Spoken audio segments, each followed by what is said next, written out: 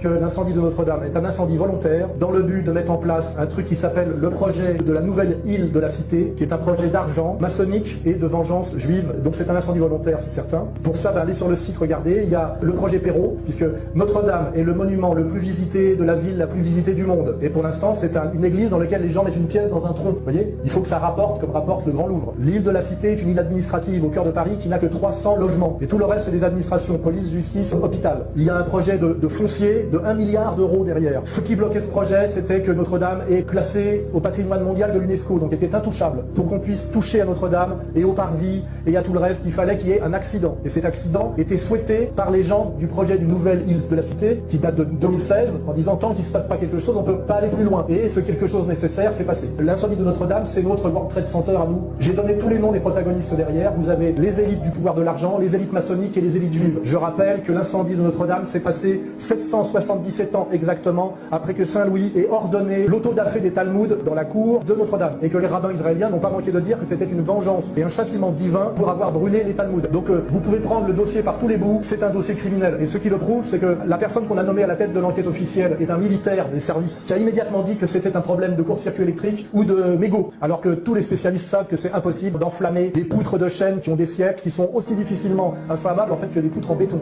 Voilà. Et il y a une espèce de silence gêné et même terrorisé de tous les spécialistes qui savent très bien que le dossier pue. Mais ce qui veut dire que dans le calendrier, on va dire, sataniste oligarchique, on arrivait à un tel point de puissance, de mépris et de certitude, de non-contestation, qu'on a été capable de mettre le feu à Notre-Dame de Paris, ce qui était le symbole de la catholicité française. Et le prélat catholique de Notre-Dame, la première chose qu'il a fait quand l'incendie était encore allumé, c'est de remercier, on ne sait pas pourquoi, le grand rabbin de France,